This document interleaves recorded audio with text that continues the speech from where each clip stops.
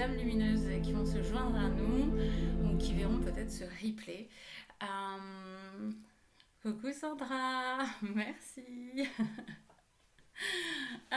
Donc du coup, je disais bonsoir à toutes les âmes lumineuses qui se rejoindront à nous ce soir ou qui seront en replay. Donc ici c'est Witchy Hour, donc j'ai appelé ça, en fait c'est l'heure des sorcières en anglais, je suis très anglophone. L'heure des sorcières en anglais souvent c'est, enfin Witchy Hour c'est plutôt de 23h à minuit, mais c'était clairement trop tard pour faire ça.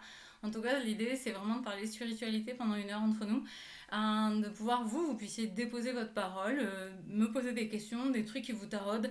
L'avantage c'est que vous pouvez être assez anonyme sur le chat, on voit pas votre tête, on sait pas qui vous êtes, donc vous pouvez vraiment poser les questions qui vous intéressent. Ce soir, la thématique, ça va être après la mort. Donc savoir en fait vraiment tout ce qui se passe dans les instants après la mort, que devient notre âme, que deviennent toutes les choses en dehors du corps physique, c'est-à-dire ce que nous on voit et qu'on connaît. On va vraiment se poser la question de ce qui se passe juste après. Donc si vous avez des questions par rapport à ça au fur et à mesure, n'hésitez pas. Je répondrai au fur et à mesure à vos questions, comme ça on peut discuter ensemble. C'est l'idée vraiment de faire un live, c'est qu'on puisse le construire tous ensemble.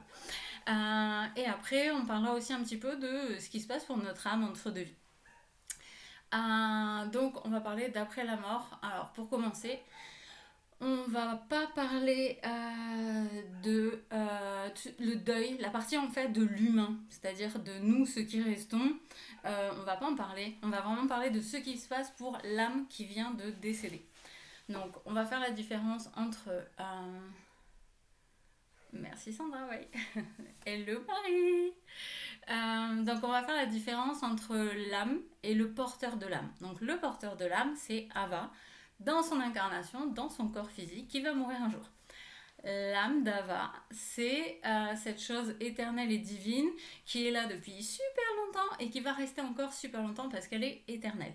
Donc on va vraiment faire la différence entre les deux.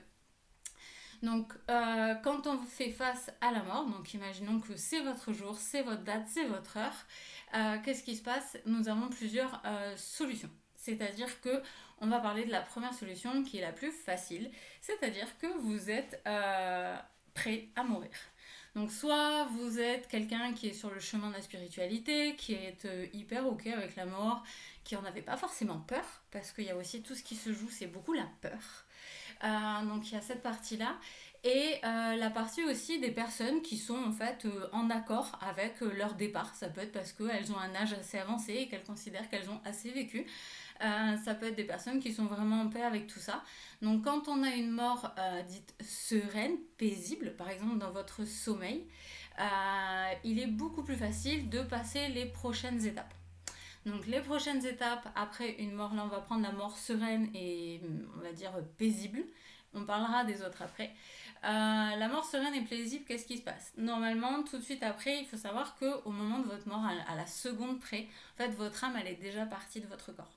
Votre âme ne peut pas rester au moment exact de la mort, à la seconde où vous mourrez, peu importe la façon dont vous mourrez. Elle ne peut pas rester parce que sinon elle serait blessée par cette mort.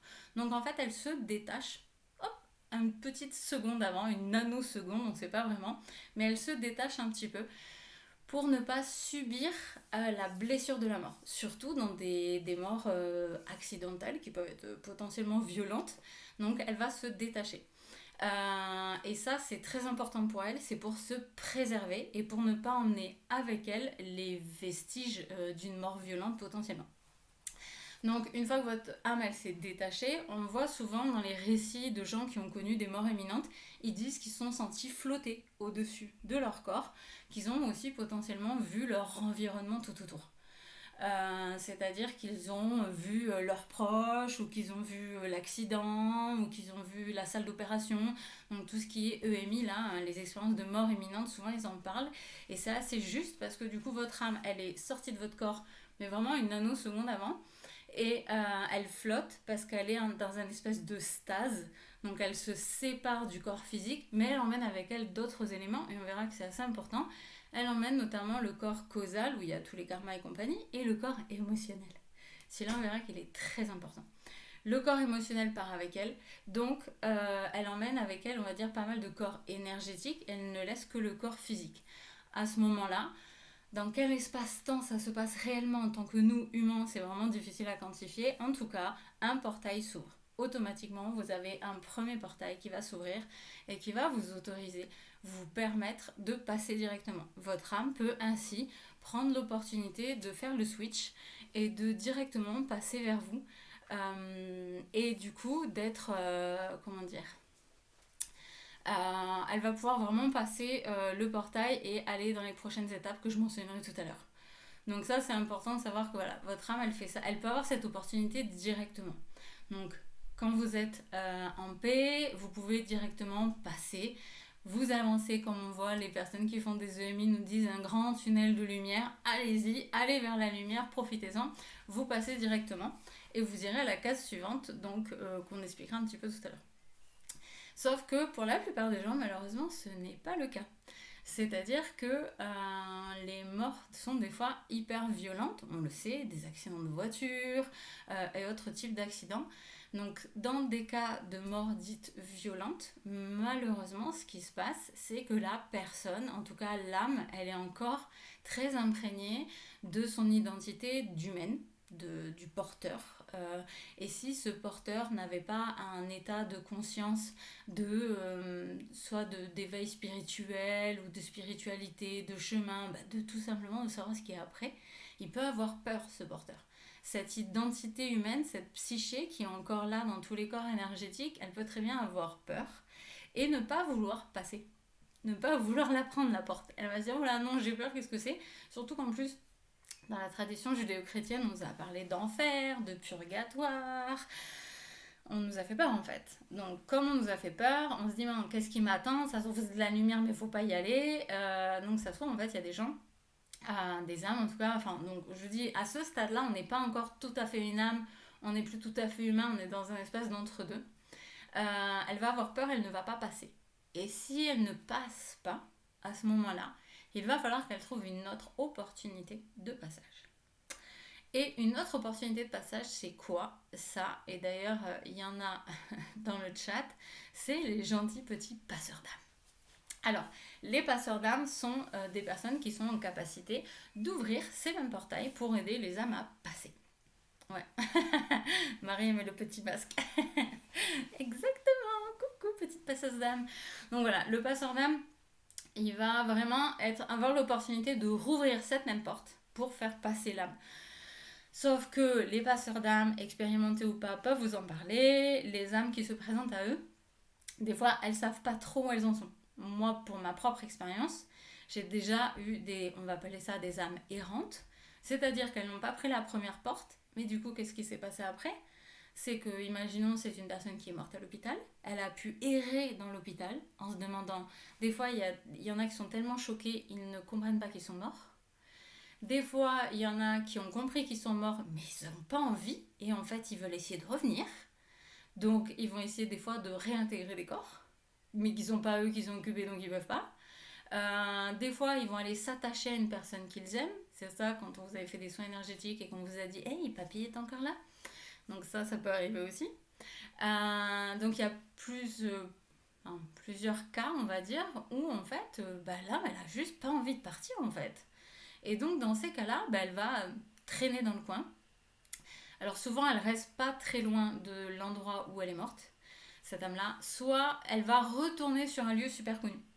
Donc ça peut être une maison qu'elle a habitée. Donc notamment les personnes qui achètent des maisons où l'ancien propriétaire est mort récemment, faites une petite vérification, soit par un géobiologue, soit par un passeur d'âme ou un énergéticien ou autre, parce qu'il est possible que l'ancien propriétaire soit toujours là, mais vous ne le voyez pas. Donc ça fait partie... Après, c'est assez facile ensuite de pouvoir aider les âmes à passer. Il faut juste essayer de leur expliquer ce qui se passe. Moi, je me suis déjà retrouvée à expliquer à des âmes elles étaient mortes. Que l'objectif, c'est de prendre la porte, et il y en a plein qui m'ont dit qu'ils avaient peur, qui ne savaient pas ce qui se passait. Il y en a qui veulent encore laisser des messages. Sauf que laisser des messages, genre, je sais pas, une âme vous dites allez voir Ghislaine et dites-lui que je l'aime. Ghislaine, elle est où? Ça s'appelle comment? Enfin, vous voyez. Après, c'est difficile aussi d'avoir ces espaces-là. Donc, ça, c'est des âmes aussi, quand elles ont un message à faire passer, une dernière action à faire. Tout ça, ça peut les bloquer en fait. Ça, c'est des âmes qui ne sont pas en paix. Et qui de fait vont essayer désespérément en fait de trouver une réponse à leur quête encore et encore et encore pour vraiment, comment dire, se mettre en paix elle-même par une action. Et qui n'est pas forcément l'action qui va les mettre en paix en fait, en plus en vrai. Hein. C'est-à-dire que nous on voit bien, des fois on se dit si je fais ça je serai guéri, et en fait on le fait et ça n'a pas l'action escomptée. Bah, pour les amérantes c'est un petit peu la même mayonnaise, c'est-à-dire qu'elles se disent si je donne le message à Ghislaine je serai en paix. Sauf qu'en fait, pas du tout, c'est qu'un prétexte, une excuse, c'est avec elles qu'elles sont pas en paix et c'est le chemin qu'elles ont à faire. Parce que si vous croyez que parce que vous êtes mort, c'est fini, vous arrêtez d'être sur le chemin de guérison et de résolution envers vous-même, eh ben c'est raté. Parce que même après la mort, ça continue.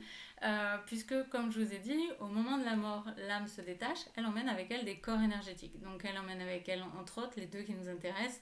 C'est le corps causal qui est rempli des karmas de cette vie et des autres. Donc déjà, elle va aller stocker ce petit karma en disant, bon, bah ça c'est pas réglé, ça c'est pas réglé, ça c'est pas réglé.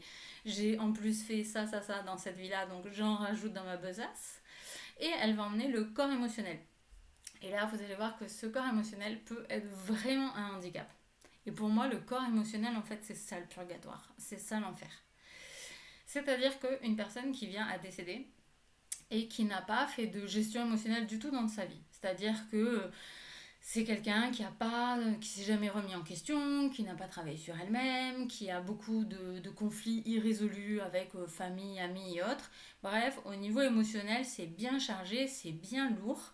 Elle a stocké, et comme elle ne gère pas ses émotions, quand c'est pas gérer une émotion, en fait, elle se stocke. Elle se stocke dans votre corps émotionnel qui devient de plus en plus lourd. Et au moment que l'âme va décoller pour essayer de s'élever, eh ben, le corps émotionnel, en fait, il va la tirer vers le bas, un peu comme une encre, hein, et il va l'empêcher de s'élever.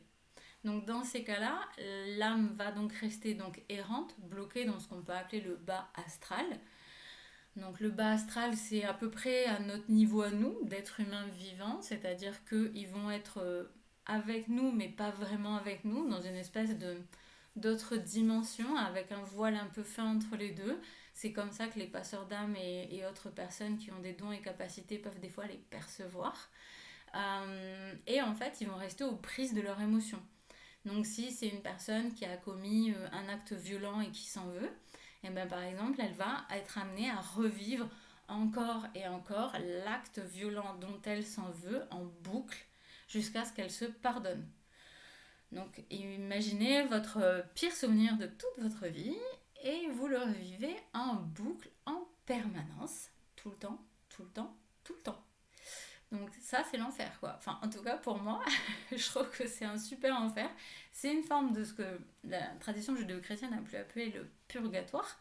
C'est-à-dire que vous venez purger les mémoires et les émotions que vous n'avez pas gérées de votre vivant. Donc bonsoir. Donc c'est vrai que en fait quand on fait face à tout ça, on peut se dire que ça fait beaucoup à gérer. Alors évidemment, c'est pas les petites émotions de tous les jours, les petites émotions quotidiennes qui peuvent vous alourdir. Hein. Ça va vraiment être les actions. En fait, c'est tout ce que vous regrettez dans votre vie. Tout ce que vous regrettez, toutes les actions où vous vous dites que ce jour-là, vous avez carrément pas géré, les traumas que vous avez subis, etc., etc. Même si c'est pas vous qui les avez enclenchés, ces traumas, et que vous les avez subis, ils sont en vous. Si vous n'avez pas traité votre émotion, c'est comme un boulet qui s'est accroché, vous voyez, un sapin de Noël, et ben l'idée c'est pareil, c'est que vos émotions, le sapin de Noël c'est votre corps émotionnel, et les émotions elles sont accrochées comme des boules, et on y va, et plus ça va, plus ça pèse. Donc forcément au moment du décès, quand l'âme elle emmène le sapin de Noël et qui pèse 3 tonnes parce qu'il y a 12 milliards de boulets de guirlande, forcément elle n'arrive pas à s'élever suffisamment et donc elle peut se retrouver en effet piégée dans ce système où elle va devoir en effet purger ce corps émotionnel dans le bas astral. Donc dans le bas astral avec nous, c'est-à-dire que du coup dans ces cas-là, elle n'est pas accompagnée.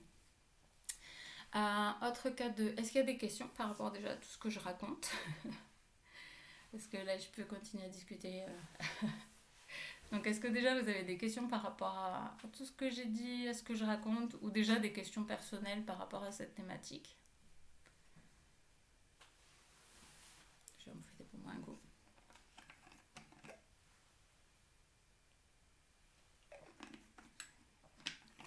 Donc si vous avez des questions, n'hésitez pas.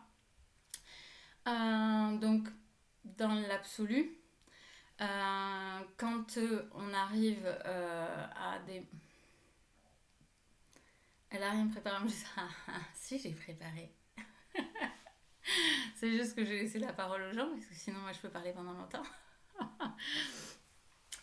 Donc du coup par rapport aux morts violentes.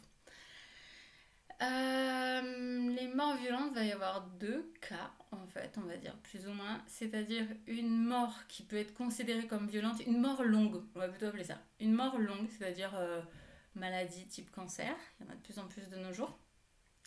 Donc ça, c'est une mort qui peut être considérée comme violente parce que la personne va avoir été en souffrance pendant longtemps. Donc ça, déjà, ça peut avoir mis la personne dans des espaces où justement, elle a eu peur, elle a eu des regrets, des choses qu'elle n'a pas eu le temps de faire, etc., etc. Donc tout ça, c'est des espaces, ça peut durer des mois, des semaines, des années, où vous avez pu peut-être engranger justement un maximum de choses. Et du coup, alors dire vos corps émotionnels, et ça peut aussi empêcher les personnes de partir. Si la personne qui a eu un cancer regrette de ne pas avoir pu faire telle ou telle chose, il est possible que du coup elle ne passe pas la porte et qu'elle reste coincée par ici. A contrario, j'ai un exemple qui vient contredire tout ça, et tant mieux. J'ai accompagné une personne qui était en fin de vie, donc un cancer qu'il avait depuis des années, et lui, il a décidé de prendre les choses justement dans le bon sens.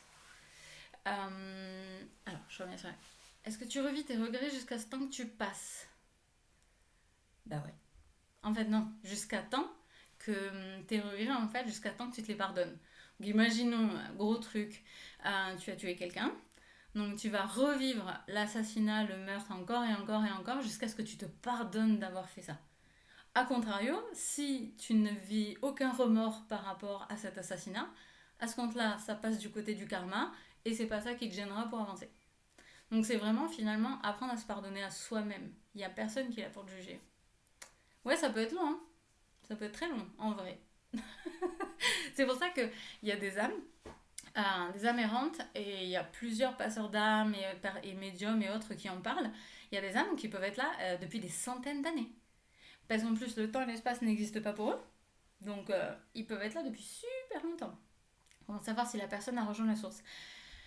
Alors, pour savoir si la personne a réussi à passer dans la lumière, donc soit vous avez une personne qui fait du contact défunt, médium ou autre, qui peut essayer d'aller contacter la personne, en tout cas l'âme de cette personne, et lui demander où elle en est. Ça, c'est possible.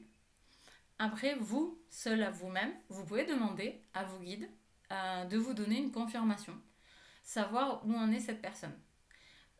Donc, parler à son guide, ça va être par exemple lui dire je veux voir un éléphant rose si elle est dans la lumière, je veux voir une heure miroir si elle a encore besoin de soutien, d'aide et d'amour, et vous avez votre réponse. Donc après, si vous avez la clairaudience ou le canal télépathique d'activer, vous pouvez parler directement à vos guides, mais il faut savoir que si cette personne, vous l'avez aimée, vous l'avez connue, vous avez donc un lien avec elle, votre âme, elle sait où elle en est. Donc votre âme, en gros, elle peut monter demander, genre alors t'en es où, vérifier où elle en est et revenir vous apporter l'information. Est-ce que tu as un schéma répétitif mort violente dans une autre vie? Alors ouais, un schéma répétitif d'une vie à l'autre. Ça peut être un rééquilibrage. On va appeler ça un rééquilibrage. C'est des mots, tu sais. On essaye d'arrondir les angles. Et merde, mais non, ça va aller. Alors, en gros, si tu as une mort, toujours la même mort, par exemple, la noyade. Tu es mort de noyade, tu sais que ça fait déjà 4 vies que tu es mort de noyade et que tu n'as pas envie de te noyer cette fois-ci.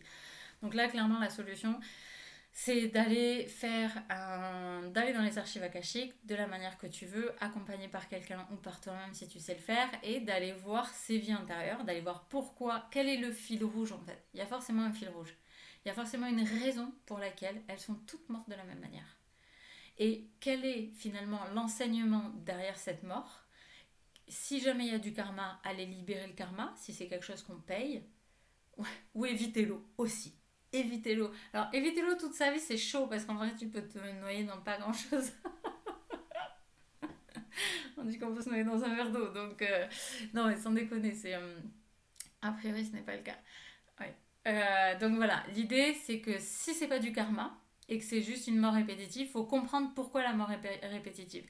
Qu'est-ce qui se passe? Qu'est-ce qui déclenche ça?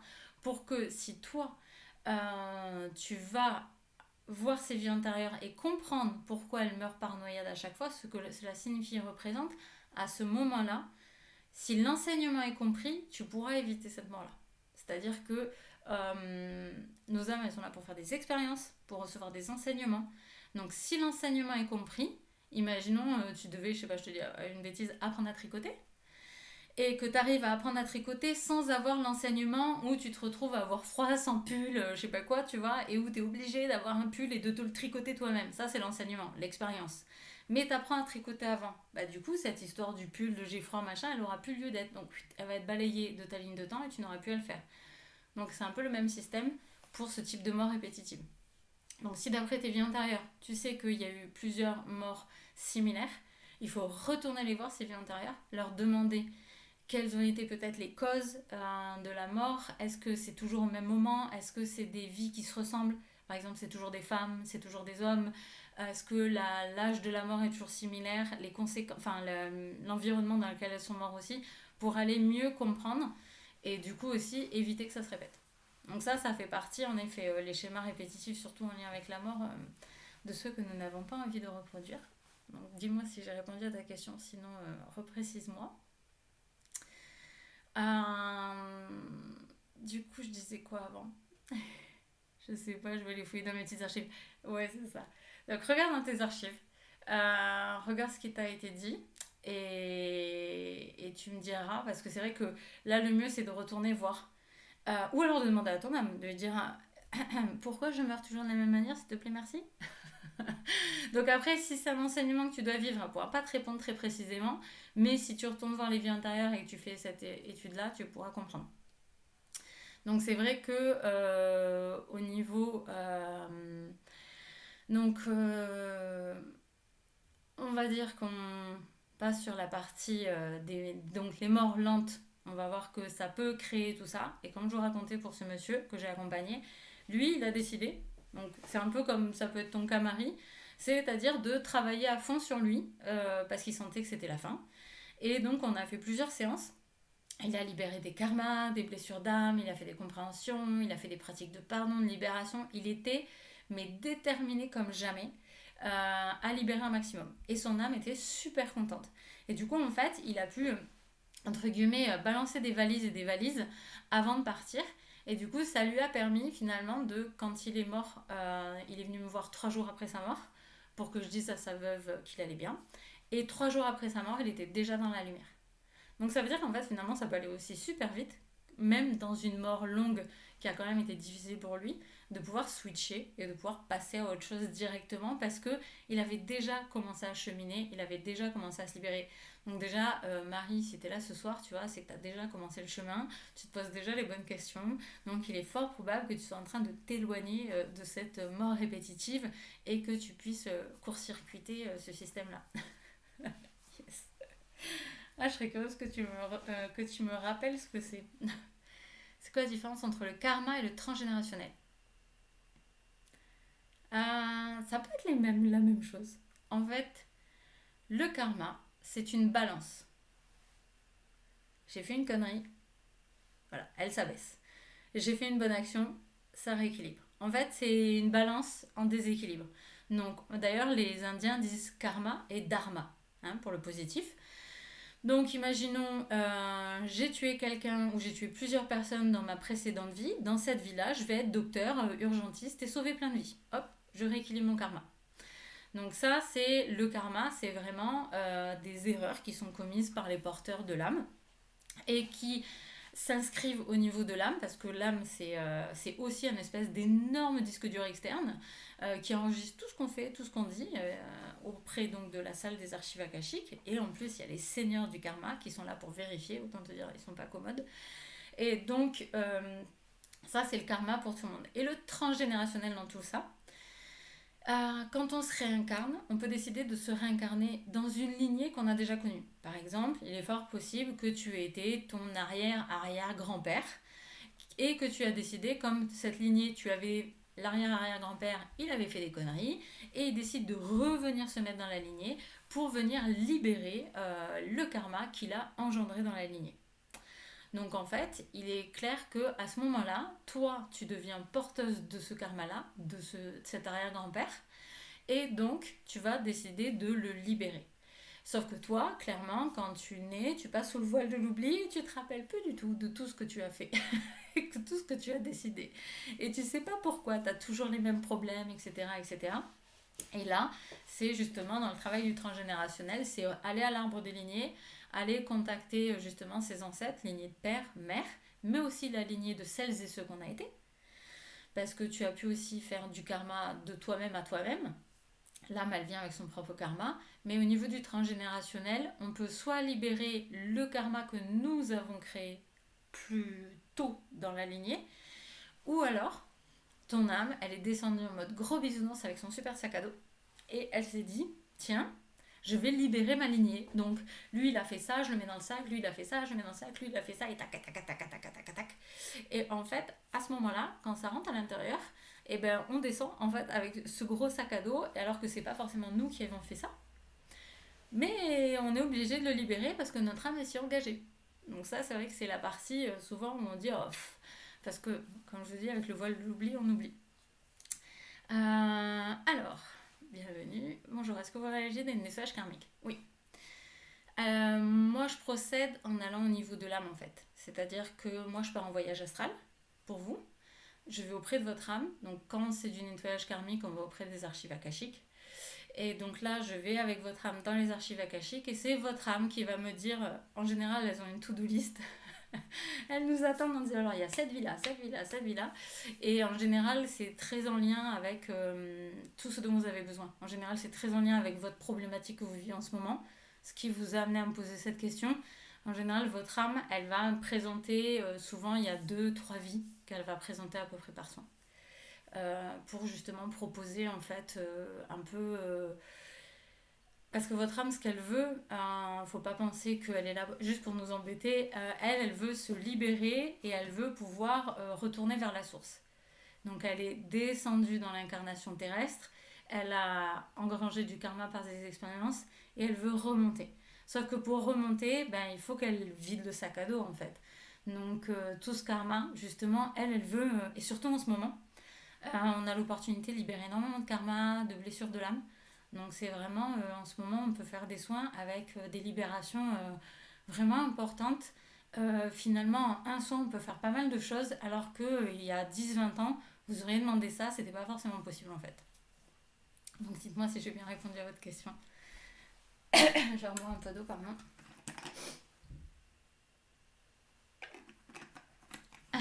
Ensuite, je vais l'aborder quoi? Dites-moi s'il y a d'autres questions.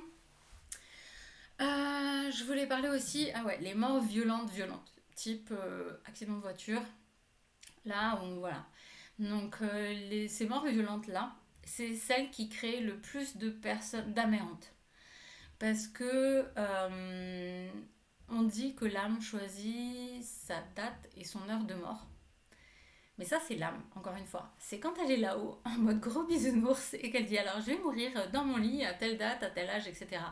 Sauf que si le porteur de son âme ne l'écoute pas du tout, n'est pas du tout aligné, n'est pas du tout aligné avec son âme, n'est pas du tout en présence, qui reste, je sais pas, très dans le mental, qui fait pas attention, qui n'est pas dans l'instant présent, c'est là qu'arrivent les accidents. Regardez le dernier accident que vous avez vu, pas forcément de voiture, ne serait-ce que quand on se brûle, voilà, moi je me suis brûlée avec le fer à repasser, j'étais clairement pas dans l'instant présent.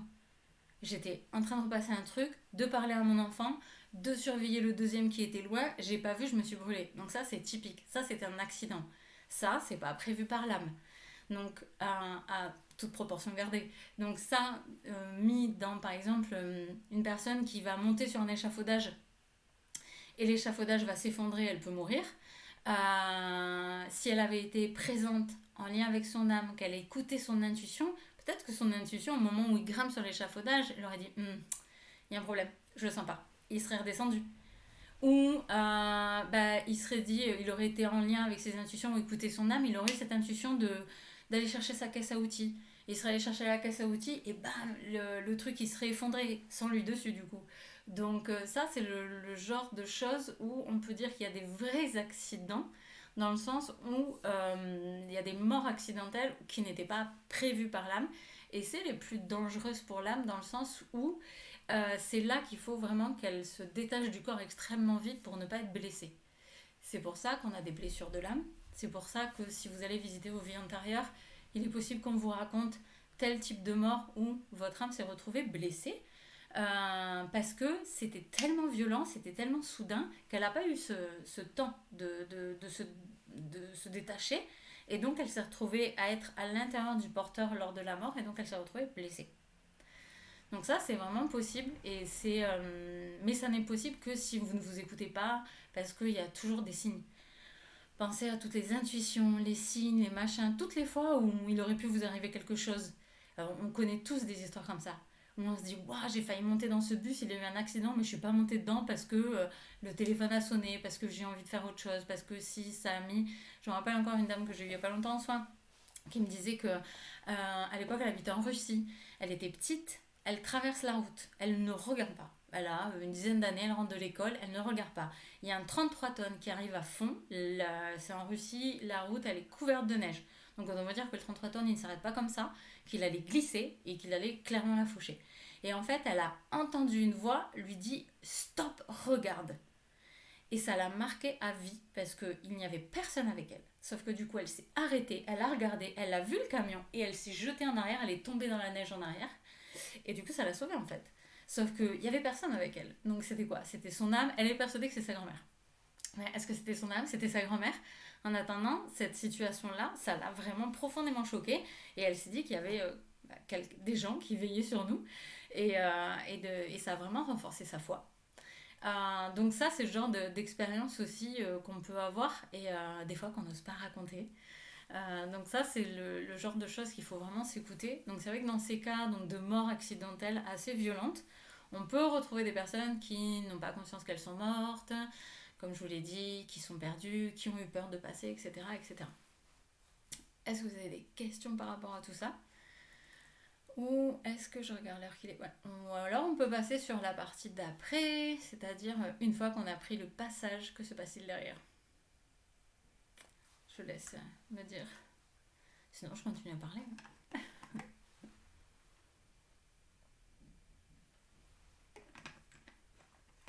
Ton ange gardien, c'est une partie de ton âme. Ça peut. Je pense que, en fait, ce qu'on appelle ange gardien, je pense que... comment dire? La tradition judéo-chrétienne, d'où vient le terme ange gardien, nous parle pas trop de l'âme. Pas en tout cas comme une entité éternelle de nous, machin, parce que ça n'existe pas la réincarnation chez les judéo-chrétiens. Donc pour eux, c'est tu vis, tu meurs, terminé, basta cosy, t'attends là-haut que Jésus revienne, quoi. En gros, hein, pardon à ceux qui sont cette tradition, mais voilà, l'idée c'est que tu restes là-haut en stand-by et tu attends. Donc l'ange gardien, je pense que dans la tradition judéo-chrétienne d'où ça vient, peut carrément être en fait votre âme qui est là pour vous guider. Parce que pour moi, l'âme, c'est une boussole. Elle est là pour vous guider, elle sait déjà le chemin que vous allez emprunter. Donc si vous savez vous connecter à elle, si vous savez l'écouter, vous écoutez votre intuition, etc., etc., votre âme, elle est là en fait. Elle est là pour vous guider. Après, vous pouvez aussi avoir des vrais anges gardiens, c'est-à-dire dans la catégorie ange-archange, on a tous un archange gardien en fait. C'est pas des anges, enfin avant c'était des anges, maintenant on a des archanges, on a augmenté de niveau. On a tous un archange qui nous est attribué lors de notre naissance, donc ça peut être lui aussi qui vient nous aider. On peut avoir aussi des divinités, des maîtres ascensionnés. En fait, on a toute une équipe avec nous. On est une équipe de lumière, de dingue, qui est avec nous en permanence. C'est juste qu'on leur parle pas et qu'on les voit pas. Mais si vous vous mettez à leur parler, vous verrez qu'il y a des choses qui vont se passer. Alors, j'ai une question. Alors, ouais, en effet, si une mort violente qui a blessé l'âme, c'est-à-dire, imaginons donc la mort ultra violente, l'âme elle n'a pas eu le temps de se détacher, elle était encore à l'intérieur et donc elle porte la blessure, peut en effet faire que la vie suivante, l'âme choisit de revivre ce type de mort, comme je l'ai répondu tout à l'heure à Marie, pour se libérer de cette blessure. C'est-à-dire que vous avez des karmas à libérer, mais vous avez aussi des blessures. On a plein de trucs, on est des vrais oignons en fait. Donc, quand on veut libérer des blessures, alors on connaît toutes les blessures de l'âme de Lise Bourbeau, là, injustice, trahison et compagnie, mais en fait, il y en a plein d'autres. Par exemple, il y a la blessure d'annihilation. Ça, c'est des personnes qui ont connu la fin de civilisation, l'écroulement complet de civilisation, la disparition de civilisation. Derrière, vous pouvez avoir l'impression que votre civilisation dans laquelle vous êtes maintenant va s'effondrer. Là, par exemple, en ce moment, moi j'ai cette blessure-là, et du coup je me dis, oh, non mais là en ce moment ça sent mauvais dans notre civilisation, on est sur la fin, et tout. J'ai cette peur inconsciente. Mais ça vient du fait que mon âme porte cette blessure parce que d'autres vies antérieures ont connu de la fin de civilisation. Donc là, dans le cas d'avoir une peur de mourir, donc la peur de mourir, tout le monde peut l'avoir. Mais si elle est vraiment complètement disproportionnée, irrationnelle, et que vous n'arrivez pas du tout à la contrôler, là, il est possible que ce soit en effet issu d'une blessure ou alors aussi d'une expérience. Peut-être que dans une vie précédente, vous avez vu beaucoup de personnes mourir.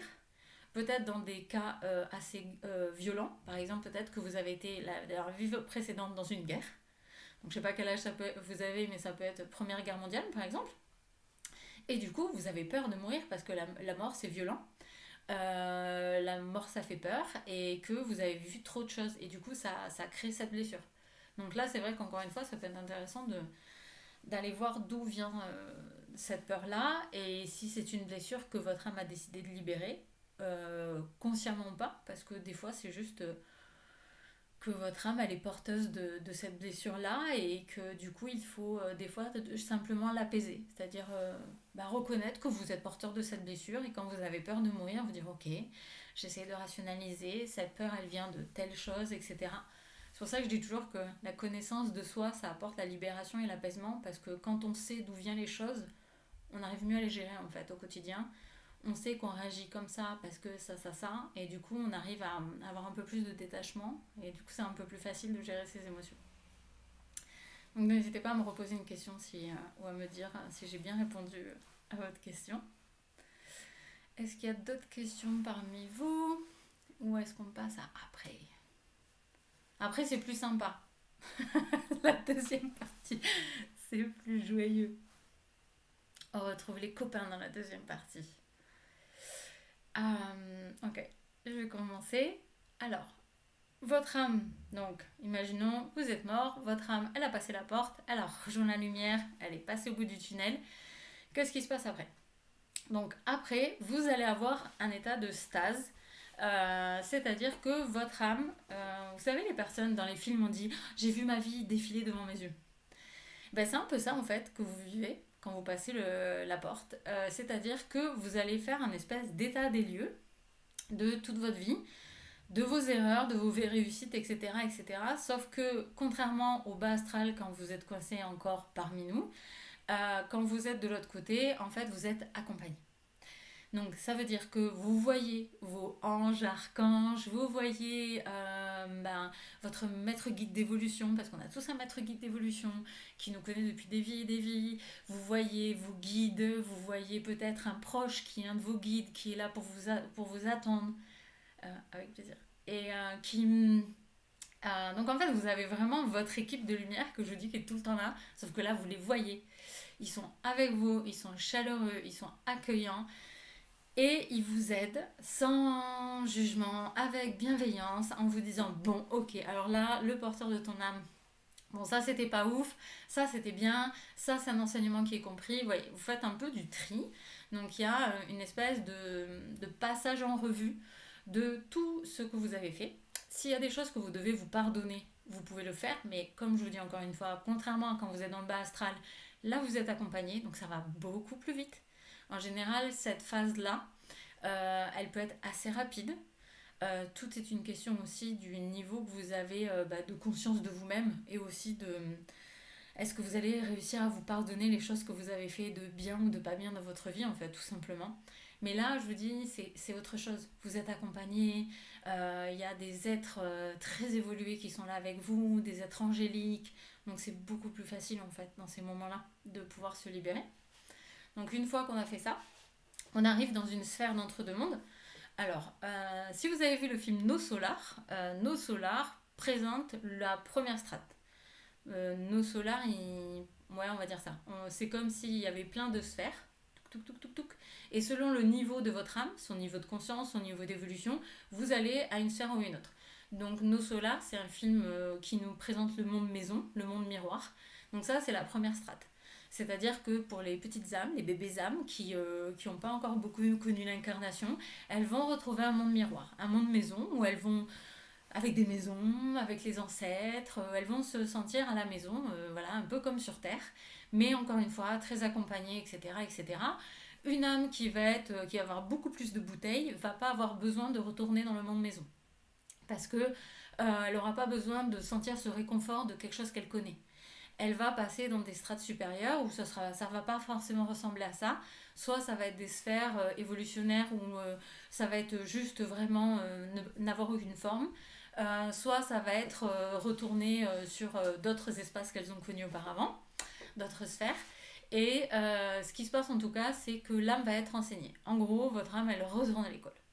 C'est-à-dire que une maman qui n'a pas su être maman, qui n'a pas su découvrir la maternité, qui n'a pas su s'occuper de ses enfants pour X, Y, Z raison, eh ben, elle va aller dans un cursus spécial maternité, apprendre à être mère. Voilà, je vous donne des exemples, mais c'est débile, hein, mais il y a en fait des espèces de, on va dire, des masterclass, des conférences, des écoles où votre âme va pouvoir suivre de nouveau des enseignements sur telle et telle thématique, sur telle et telle chose, pour qu'une fois qu'elle revienne sur Terre, elle soit enrichie de tout ça et que même si on passe le voile de l'oubli et qu'on oublie tout ça, c'est quand même au fond.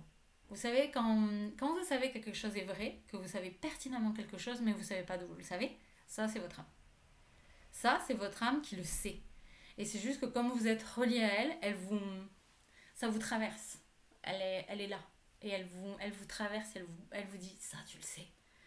Donc en fait c'est ça, finalement l'instinct aussi, c'est ça. Donc on est réenseigné de plein de choses. Ensuite certains disent qu'on va retrouver la source pendant une nanoseconde pour être genre, je sais pas, je vois ça comme si on nous rechargeait les piles. Genre oui, je suis dans la source, tout va bien. Et hop, bon alors c'était mignon mais tu vas pas tout de suite. Et après, dans les étapes d'après, donc dans les sphères entre deux mondes, donc il y a l'enseignement et il y a aussi des espaces, on va dire, plus avec des mots d'humain, ça serait des espaces de repos, des espaces de pause, de faire un break entre deux vies qui sont des fois parfois bien chaotiques. Donc ça, c'est possible aussi. Et ensuite, la dernière phase, c'est de refaire un point avec votre concile. Donc on a tous un concile des 12. Vous pouvez leur parler. Alors, eux, c'est un peu plus compliqué qu'ils vous répondent, mais le concile des 12, c'est... Comment dire? C'est vos chefs, c'est vos boss. C'est avec eux que vous dites alors, je veux expérimenter ça, ça, ça, et qu'ils te disent non, détends-toi, Ghislaine, parce que tu vas pas y arriver, c'est trop. Voilà, eux ils vont ça. C'est eux qui vont vous aider à choisir la famille dans laquelle vous allez vous incarner, le corps que vous allez choisir, est-ce qu'il va avoir des particularités, ce corps, quel chemin de vie vous allez choisir, quels enseignements vous voulez vivre. Des fois, ils peuvent dire ralentir un peu les âmes en disant waouh, là c'est un peu chaud ce que tu demandes, on va peut-être essayer de voir machin. C'est là aussi où vous allez passer vos contrats d'âme. Les contrats d'âme, c'est bon, alors toi tu vas me faire ça parce que je vais apprendre ça, toi tu vas être ma mère comme ça machin. Oui, c'est le genre de choses aussi après, avant la redescente, qu'on peut prévoir dans l'espace entre deux mondes. Et le voile alors le voile de l'oubli, on peut pas l'enlever. Il va falloir changer de planète si tu veux l'enlever. Désolée. En fait, on est une sphère évolutionnaire. Nous sommes une sphère école. Une sphère, c'est-à-dire une planète. Nous sommes une sphère école. Ça veut dire que nous, on est dans un grand jeu vidéo où on apprend les expériences. Nos âmes, elles viennent jouer aux jeux vidéo et elles apprennent plein de choses. Et quand on est dans une sphère école, comme la nôtre, qui connaît la disharmonie, la dualité, la mort, etc., etc., on est dans un jeu vidéo level hard. C'est-à-dire qu'on est dans un jeu vidéo très difficile et on dit que la planète Terre, c'est une des plus difficiles. Donc voilà. Mais en même temps, c'est celle où on va apprendre le plus et on va évoluer le plus vite, forcément. On voit bien, si on fait quelque chose de très facile toute notre vie, on n'apprend pas grand-chose. Par contre, si on se challenge, on voit qu'on apprend plus. C'est pareil pour nos âmes. Donc sur notre planète, actuellement, c'est pas possible d'enlever le voile de l'oubli. Par contre, il y a d'autres sphères évolutionnaires. Donc on appelle ça, nous, ces sphères écoles. Et il y a des sphères qui sont dites évolutionnaires. Donc là, en fait, les sphères évolutionnaires, c'est d'autres espaces où il y a des êtres vivants. Et eux, ils ont atteint un niveau de jeu qui font que maintenant, ils n'ont plus besoin du voile de l'oubli. Donc, en général, ces sphères-là, les personnes qui se réincarnent sur ces sphères-là, elles ont conscience de 2, 3, 4, 5, 10 vies derrière elles. En général, je crois qu'il y a des choses qui se disent comme quoi il n'y aurait pas plus de 10 vies. Déjà, si tu dois stocker 10 vies dans ta tête, c'est compliqué à mon avis. Sans déconner, ça demande un niveau au niveau de la psyché et au niveau de la gestion d'informations qui doit être costaud. Moi, j'ai énormément de vie intérieure. Déjà, j'en connais pas mal. J'ai pas envie de me rappeler tout parce que je pense que mon cerveau, il explose. Donc, c'est peut-être aussi pas trop mal par rapport à ça, le voile de l'oubli, mais ça serait bien, en effet, qu'on se rappelle de 3-4 trucs quand même. On sera des boss en se réincarnant. Mais ouais, en fait, là, on est dans un espace en ce moment avec l'ascension vibratoire de la Terre. On n'a jamais eu autant de chances d'être incarné que maintenant, en fait. Mais carrément, enfin, c'est un truc de fou. C'est-à-dire que on est sorti de la roue des karmas. Donc, on a le droit de libérer notre karma. Ça, c'est récent, en fait. Je vous dis, j'ai une amie qui a 70 ans, qui est dans ce monde-là depuis, on va dire, les 40-50 ans. Elle a vu la différence. Avant, elle, on libérait pas du karma comme ça. On libérait pas des blessures d'âme comme ça. Enfin voilà, elle a vu la différence. Maintenant, on s'incarne dans un monde déjà où vous parlez de tout ça sur internet et vous n'êtes pas brûlé. Hey, c'est déjà pas mal. Donc en fait, ouais, je pense que quand on va se réincarner, enfin là, on va dégommer un max de trucs en étant sur le chemin. Et du coup, ça va être génial parce que quand on va se réincarner, si on a besoin de se réincarner, peut-être qu'on va ascensionner, qu'on va passer à une autre sphère d'évolution. Mais si on se réincarne, normalement, on aura gagné du galon quand même. Enfin, j'espère. Surtout si on a vécu plus de 80 ans à chaque fois. Oui, c'est ça. C'est qu'en plus, quand on a eu des vies antérieures à l'époque, on va dire, où on vivait que 30-40 ans, bah, ça allait. Mais là, des vies antérieures où on vit 80, 90 ans, 100 ans, on a le temps d'en faire des bêtises dans ces vies intérieures-là. C'est ça le problème. C'est que les porteurs de votre âme, les anciens, ils ont pu faire... Oh là, bon, je commence à... Quand je monte en vibration, mes yeux se mettent à pleurer, c'est normal. C'est pas moi qui pleure, c'est mon corps qui évacue. Pardon. Donc oui, le fait qu'on vive plus longtemps, je pense qu'on emmagasine du coup beaucoup plus de karma, potentiellement. Mais on peut aussi voir dans l'autre sens, c'est-à-dire qu'on est quand même dans des civilisations où il y a quand même beaucoup plus de paix. Je pense qu'au Moyen-Âge, en termes de karma, on avait le droit de se tuer comme qui rigole, et tout le monde avait des épées et compagnie. Je pense qu'en termes de karma, au Moyen-Âge, c'était costaud aussi.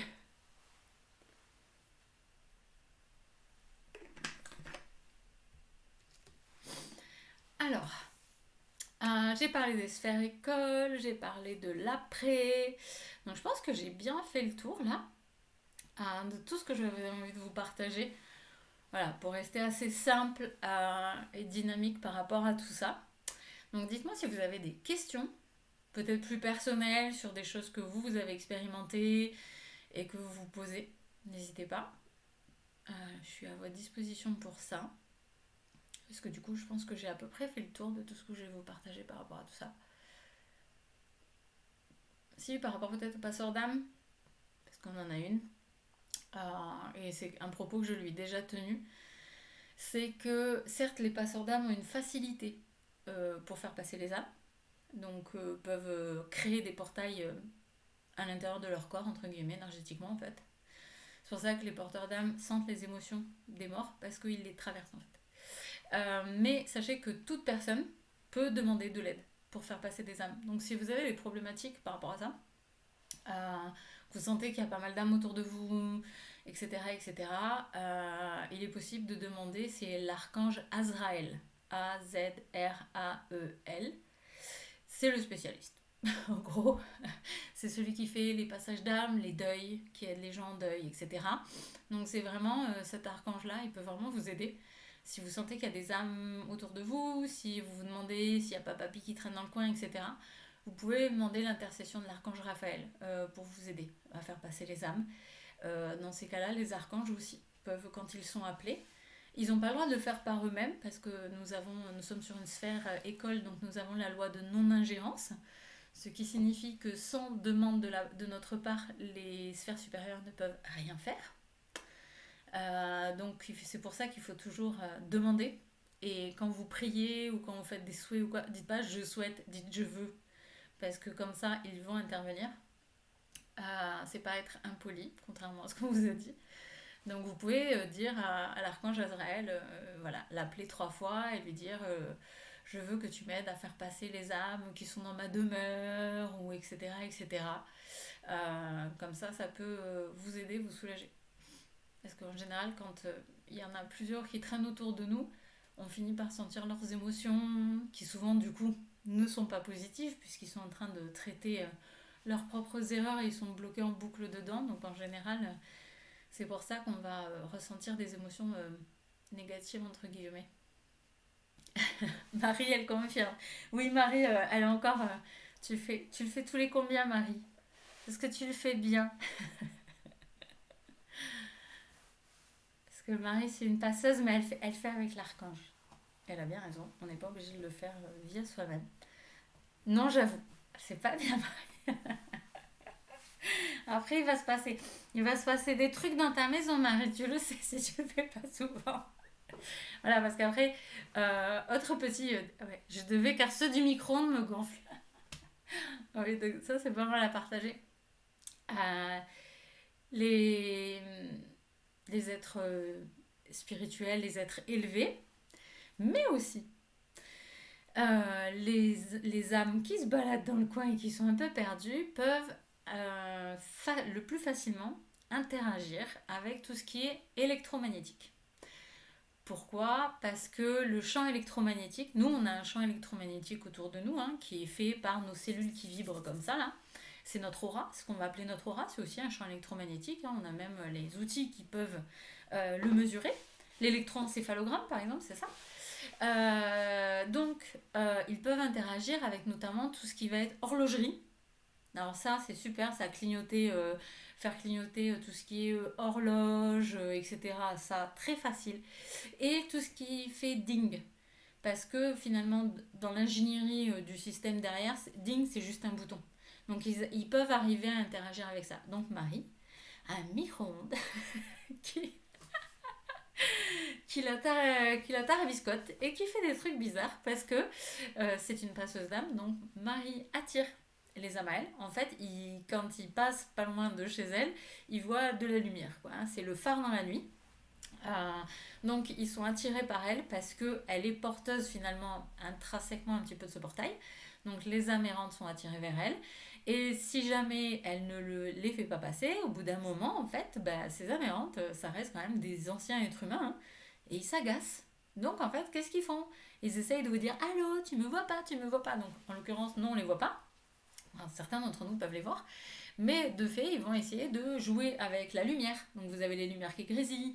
Ils peuvent jouer avec tout ce que je vous ai dit, tout ce qui est horloge électronique. Ils peuvent jouer avec le micro-ondes. Voilà, ça c'est facile.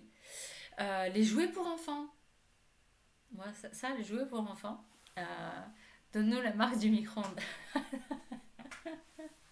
C'est ça, pour communiquer avec ton ancêtre, merci d'acheter la marque de micro-ondes machin truc. Comme ça, mamie pourra venir te dire. Ça, c'est de la pub. C'est la pub du futur, ça, quand on sera dans un monde spirituel. Donc voilà, ça fait partie des petites choses qu'on peut avoir. Du coup, une personne de notre famille qui devient notre protecteur, c'est qu'elle a déjà attentionné. Alors,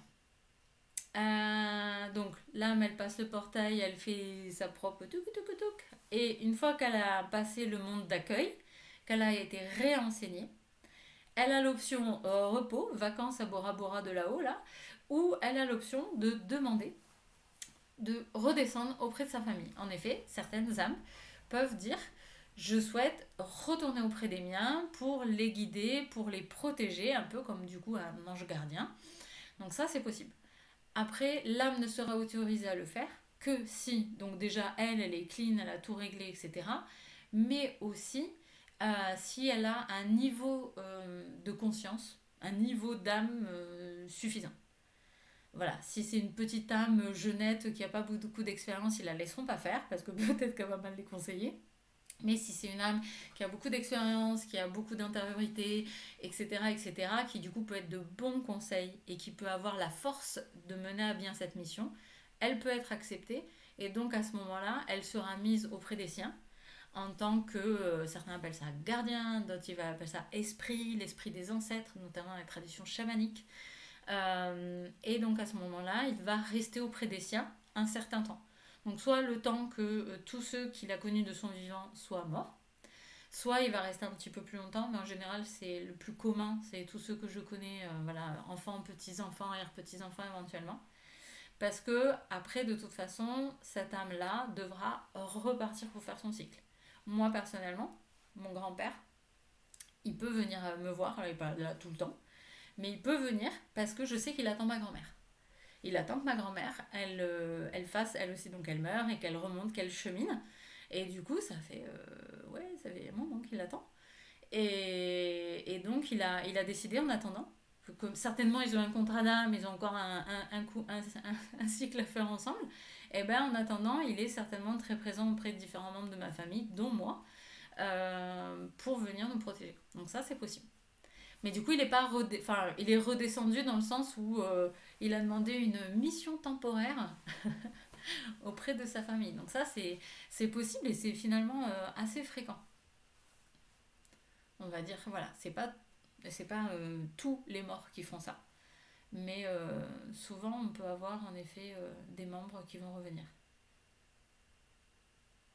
Est-ce qu'il y a d'autres questions parmi vous?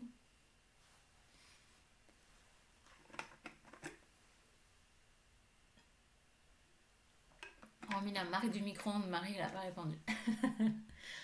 Et chez ta fille, Marie, ils font quoi? C'est passionnant, merci. Avec plaisir. Ah, Marie, ils font quoi chez ta fille? Parce que t'as dit chez ma fille. Ils font quoi dans sa chambre? Ils jouent avec les lumières, les jouets. Moi, chez mon fils aîné, il s'amusait avec un truc qui faisait de la musique. Elle dit qu'ils viennent la déranger quand elle dort. Ah ouais, ça c'est moins cool. Elle vérifie derrière le rideau. Hmm. Bah, les enfants, voilà, les enfants jusqu'à 7 ans, ils sont extrêmement connectés. Elle me dit qu'elle est observée. Ouais. Oh ouais, en plus, elle vit ça de façon pas forcément hyper positive, quoi. La semaine dernière, j'ai clairement entendu marcher alors que personne. Oui, donc Marie, à un moment donné, va falloir que tu fasses le petit rituel qu'on avait dit, hein. Et peut-être que bah, si ta fille est très connectée et que en plus, imaginons peut-être qu'elle est comme toi, parce que passeur d'âme, c'est un des dons qui se transmet. Pourquoi celui-là et pas un autre, hein? Je ne sais pas, mais passeur d'âme, c'est quelque chose qui est souvent assez transgénérationnel. Donc, si toi tu l'es, que Maddy elle l'est, ça fait deux qui attirent en fait. Ouais, voilà, tu le tiens de ton père. Donc en plus, ça veut dire que chez vous, ça se transmet. Donc ça se trouve, tes enfants, ils l'ont aussi. Donc ça fait beaucoup de phares dans la nuit qui clignotent et qui sont en train d'attirer du monde. Après, il faut vraiment essayer de lui expliquer qui sont ces âmes. Il faut vraiment leur dire que c'est juste des gens qui sont perdus, qui ont perdu leur lumière. Enfin, moi, c'est comme ça que j'explique à mon fils aîné. Mais les petits, voilà, de moins de 7 ans sont très connectés. Et plus ils sont jeunes, plus ils sont connectés. Là, nous, on a, enfin, mon dernier né, là, encore tout à l'heure, je le changeais, il me montre le plafond, comme ça. Et fait, il y a quelqu'un. Voilà. Il y a quelqu'un, maman. Il y a quelqu'un. Et il le fait pas tout le temps. Mais là, ça fait 2 soirs d'affilée qu'il me fait maman, il y a quelqu'un. Donc, maman, demain, elle va aller voir le quelqu'un et elle va lui demander de quitter la chambre de son enfant. Margot fait pareil. Ouais, et moi, persuadée, enfin, je pense vraiment qu'on a un stade, je sais pas jusqu'à quel âge, mais je pense que les tout petits petits, ils les voient vraiment. peut-être qu'on a ce voile de l'oubli, il se pose aussi sur nos yeux à un stade de l'enfance. Mais on dit que jusqu'à 7 ans, nos dons et compétences de l'âme sont activés et qu'elles s'éteignent lorsque l'ego se forme. Et qu'elles peuvent rester activées si on les écoute, qu'on les entretient, etc. Mais je pense vraiment, moi pour avoir 2 enfants qui sont connectés, que jusqu'à Arthur, ça lui est passé, mon aîné, ça lui est passé vers 3 ans, 3 4 ans. Et là, Orion, il n'a pas encore 2 ans. Mais là, Orion, il les voit. Il les voit vraiment. Il y a quelqu'un, là, machin. Des fois, il fait au revoir, comme ça, tout seul, au milieu de rien. Donc voilà, donc ça c'est quand on a des... Et nos enfants là dont on parle ne sont pas exceptionnels, hein. Tous les enfants qui arrivent post-2021, et c'est des lumières, c'est des fusées. Ils arrivent avec tous leurs dons et compétences de l'âme activés. Attention les yeux. Bah écoutez, s'il n'y a pas d'autres questions, on va s'arrêter là. J'avais dit 1 heure, j'essayais de m'y tenir. Pas parler pendant trop longtemps. Donc dites-moi s'il y a des dernières questions. J'y réponds avec plaisir. Sinon, en tout cas, merci d'avoir été là, d'avoir participé. Les prochaines thématiques que j'avais pensées. Après, n'hésitez pas aussi à me dire ce que vous voulez que je parle. Des actus à nous donner. Alors voilà, il y aura une autre live, on va parler justement les vieilles âmes, avantages et inconvénients. Parce que vous verrez que c'est bien d'être une vieille âme, on vous vend ça comme si c'était génial, mais qu'il y a des avantages et des inconvénients, donc on pourra parler aussi des vies antérieures, tout ça. Je voulais aussi, voilà, il y a plusieurs thématiques qu'on peut aborder, donc n'hésitez pas à m'en soumettre ou m'envoyer un petit message avec une idée, ça peut être cool. Et niveau des actus, donc pour ceux qui sont dans les Pyrénées-Orientales, le 12 mai, je fais des ateliers en pleine nature. Donc là, ça va être se connecter à la médecine des arbres. Ensuite, je vais faire le salon à Prades, les 1er et 2 juin. Et je veux aussi vous emmener sur des sites à haute fréquence vibratoire. Donc voilà, découvrir, vous aider en fait avec le clair ressenti à aller découvrir des sites qui vibrent tellement haut qu'en fait vous serez obligé de ressentir quelque chose. Donc pour les gens qui ont des problèmes avec le clair ressenti, ça peut être génial. D'aller découvrir tous ces lieux qui ont été créés par les anciens bâtisseurs, qui eux savaient très bien ce qu'ils faisaient. Et on en a plusieurs dans les Pyrénées-Orientales. Et puis peut-être qu'un jour je voyagerai à travers la France. Je t'en connais pas mal dans Bourgogne notamment. Donc voilà, ça a été pour les petites actus. Et oui, non, si vous m'arrêtez pas, moi je passe la soirée là. De ça, je vais pouvoir me parler pendant des heures. Merci Armel. Oui, exactement, c'est pour toi. Pour travailler le clair ressenti. En plus, sur des sites comme ça, à très haute fréquence, t'es obligé de sentir quelque chose. Mais bon, déjà on va voir avec les arbres. Et ça sera cool. Donc voilà. En tout cas, merci d'avoir été là avec moi ce soir. J'espère que ce format vous aura plu. Où je discute, je vous réponds en même temps. Ça change des vidéos YouTube où vous êtes juste à regarder. Ouais, moi aussi j'ai hâte d'y être. Je pense avoir trouvé le lieu parce que là, comme il y a eu pas mal de branches qui sont tombées et tout là, voilà, je suis en train de chercher le lieu parfait. Je crois que je l'ai trouvé. Merci à mon mari. Merci Marie. Ouais, c'était chouette. Mais c'est bien parce que du coup, vous pouvez parler un peu anonymement, vous pouvez poser vos questions, vous êtes un peu plus libre que quand on voit votre tête. Et du coup, je suis pas toute seule en train de blablater comme si je fais des vidéos YouTube. Donc c'était cool. Merci Caramel. Bah, écoutez, merci. Passez une belle soirée. Prenez bien soin de vous. Et à très vite, j'espère. À bientôt. Oui, à vendredi Armel pour le cercle.